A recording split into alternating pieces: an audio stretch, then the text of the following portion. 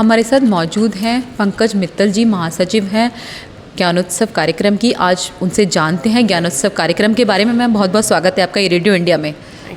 Thank you.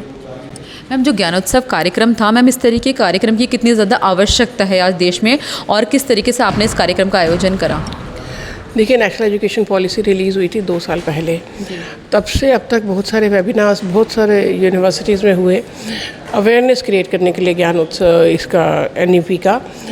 पर implementation के लिए ठोस काम किस किस ने किया है, क्या क्या किया जा सकता है, इसको कैसे इम्प्लीमेंट करना है, कैसे स्किल एजुकेशन को हायर एजुकेशन के साथ इंटीग्रेट करना है, कैसे भारत को आत्मनिर्भर बनाना है शिक्षा के थ्रू, इस तरह का प्रोग्राम। और ऐसा प्रोग्राम जिसमें जो मेजर स्टेक होल्डर्स हैं हमारे हायर एजुकेशन सिस्टम के, students, parents, teachers, principals, vice chancellors सभी हों, ऐसा प्रोग्राम मैंने कभी नहीं देखा है। ज़्यादातर जितनी भी कॉन्फ्रेंसेस होती है उसमें टीचर्स रहते हैं और वाइस चांसलर्स रहते हैं, प्रिंसिपल्स रहते हैं, पर जो मेजर स्टेक होल्डर्स हैं, स्टूडेंट्स, उनके पेरेंट्स, उनसे कभी बातचीत ही नहीं की जाती है। तो ये पहला ऐसा ज्ञानोत्सव था जहाँ टीचर्स से भी बात हुई, स्टूडेंट्स से भी बात हुई, स्टूडेंट्स के पेरेंट्स से भी बात हुई कि वो क्या चाहते हैं, वो किस तरह से इम्प्लीमेंट करना चाहते हैं, उनको इम्प्लीमेंट करने में क्या क्या दिक्कतें हैं, उनको क्या लगता है कि अगर नेशनल एजुकेशन पॉलिसी इम्प्लीमेंट की तो उनका भविष्य कैसा रहेगा। तो इस तरह का ये अनोखा और अद्भुत ज्ञानोत्सव था। जी मैम, 1986 में जो शिक्षा नीति थी उसमें बहुत सारे जो बदलाव की आवश्यकता है। तो मैम जो अभी आधुनिकीकरण हुआ है देश का, जो डिजिटलाइजेशन की वजह से, मैम आपको क्या लगता है कितनी ज़्यादा ज़रूरत है शिक्षा नीति में बदलाव की? देखिए, 1986 में जो पॉलिसी आई थी उसके 34 साल बाद 2020 में ये पॉलिसी आई है। और ये पॉलिसी 1986 की पॉलिसी से बिल्कुल भिन्न है, बहुत ही फॉरवर्ड लुकिंग है, स्टूडेंट सेंट्रिक है, इनोवेटिव पॉलिसी है, डेमोक्रेटिक पॉलिसी है, क्योंकि इसमें कम से कम 2 से 3 लाख लोगों को कॉन्टेक्ट किया गया या बातचीत की गई पॉलिसी बनाने से पहले।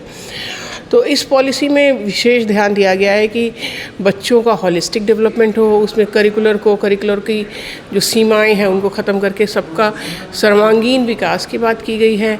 इसमें डिजिटाइजेशन की बात की गई है, उसमें use of technology for teaching learning, for research, for से असेसमेंट एंड एवेल्युएशन, इसकी बात की गई है।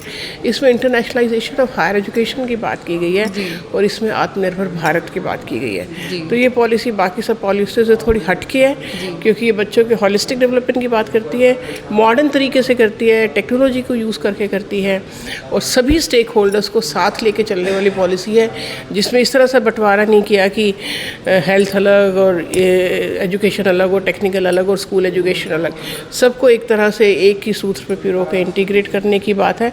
टोटल ऑटोनॉमी और फ्लेक्सिबिलिटी की बात करती है कि यूनिवर्सिटीज़ को, कॉलेजेस को टोटल ऑटोनॉमी मिले, फ्लेक्सिबिलिटी मिले। तो मुझे लगता है अगर इस पॉलिसी को हम अगर तन मन धन से पूरे पैशन के साथ इम्प्लीमेंट करते हैं तो ये पॉलिसी हमारे देश को विश्वगुरु, फिर से एक बार विश्वगुरु बनाने के लिए बहुत ही कारगर पॉलिसी साबित होगी। जी मैम, निश्चित रूप से भारत को फिर से आपको बताते विश्वगुरु बनाने के लिए इस तरीके की शिक्षा व्यवस्था की ज़रूरत है जो विद्यार्थियों को आत्मनिर्भर बनाए, स्वावलंबी बनाए। मैम बहुत सारे स्टूडेंट होते हैं जो कि आपने देखा होगा मैम कि वो शिक्षा में, पढ़ाई में उतने अच्छे नंबर नहीं ला पाते। तो जो मैम अभिभावक होते हैं वो उनका मूल्यांकन इसी तरीके से करते हैं कि वो कितने मार्क्स लेकर आए हैं, और जो उनके अंदर जो उनकी रुचि होती है, इंटरेस्ट होता है, कहीं ना कहीं वो उसे आगे नहीं ला पाते। तो इस तरीके की शिक्षा नीति में बदलाव से जो प्रतिभा है बच्चों की, वो किस तरीके से आगे आएगी? देखिए, स्किल एजुकेशन की अगर हम बात करें तो पॉलिसी में साफ साफ लिखा है कि हमारे देश में सिर्फ 5% बच्चों को स्किल एजुकेशन मिलता है। बाकी देशों में देखो तो ये परसेंटेज 60%, 70% है।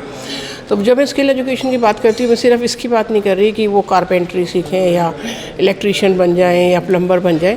स्किल एजुकेशन का मतलब है सॉफ्ट स्किल्स भी सीखें, कम्युनिकेशन सीखें, टीम में कैसे काम करना है, लीडरशिप क्वालिटी सीखें, तो बहुत सारा।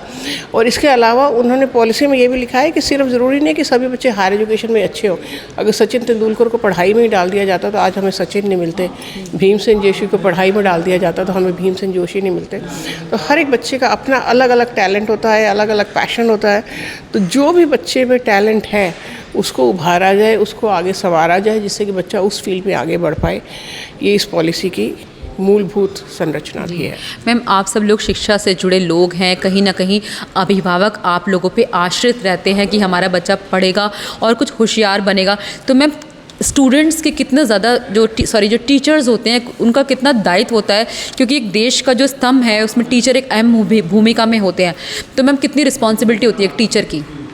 सर, जो पूरी की पूरी पॉलिसी है ये इस बात पे आधारित है कि अगर बच्चों को आगे बढ़ाना है तो टीचर्स को अपनी भूमिका बहुत ही अच्छी तरीके से निभानी होगी।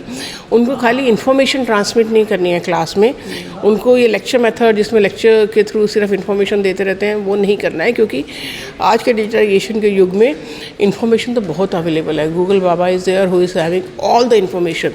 तो बच्चों को अच्छा इंसान बनाना है, बच्चों को समझाना है। फ्लिप्ड क्लासरूम मॉडल की बात की गई है जिससे कि बच्चे प्रॉब्लम सॉल्वर बने, क्रिएटिव बने, इनोवेटिव बने, टीम वर्क कर पाएँ, लीडरशिप क्वालिटीज़ हों, अच्छे ह्यूमन बीइंग बने। तो यही टीचर की जिम्मेवारी है कि बच्चों को लाइफ लॉन्ग लर्नर बनाए, बच्चों को ये क्षमता विकास करें कि वो खुद सीख सकें। तो इस तरह की क्षमता बच्चों में विकसित करने की ज़रूरत है, जो कि एक टीचर ही कर सकता है। पंकज मित्तल जी ने बहुत अच्छी जानकारी ई रेडियो इंडिया के साथ साझा करी कि कैसे शिक्षा के माध्यम से हम विद्यार्थियों को, बच्चों को आत्मनिर्भर बना सकते हैं, स्वावलंबी बना सकते हैं। वो रोज़गार लेने वाले नहीं, रोज़गार देने वाले बने।